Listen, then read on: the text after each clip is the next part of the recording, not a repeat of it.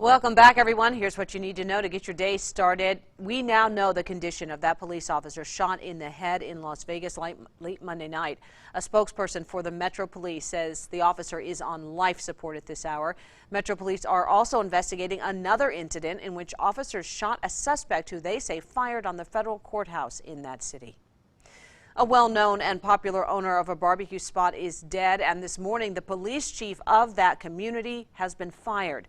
Louisville police officers and members of the National Guard Monday night had fired shots after they say someone in a crowd fired at the officers. Well, an early investigation has determined the officers involved did not have their body cams activated at the time of that shooting.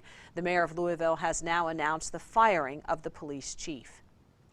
New overnight, 4 officers are recovering from gunshot wounds after protests made their way to a police station in St. Louis.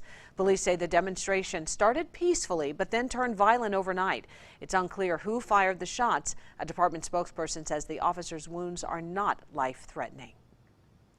New this morning, California's state prison system is reporting its first known staff death due to the coronavirus. A 24-year veteran of the Corrections Department died Saturday after recently testing positive for the virus. The Riverside County Coroner's Office must confirm the official cause of death. At the San Bernardino facility, where more than 450 inmates have tested positive, is where this happened, and the California prison system reports nearly 2,000 active cases statewide. We also now know more details about the death of George Floyd after doctors have released the results from an independent autopsy. Medical examiners say George Floyd died from asphyxiation due to neck and back compression. The doctors joined Floyd family attorneys to announce the findings Monday.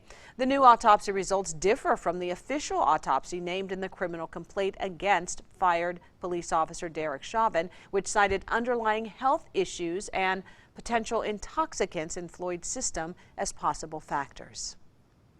As the Capitol emerges from the 4th straight night of protest, President Trump is threatening to deploy active duty military United States units around the country. The president says he will do it if governors and local leaders cannot get violent protests under control. Democrats are condemning the president's command for troops to dominate the streets. There are Democratic presidential primaries in 7 states and the District of Columbia today.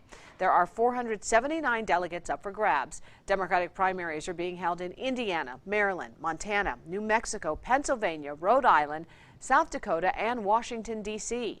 It's unclear how unrest in the nation's capital could impact the voting process.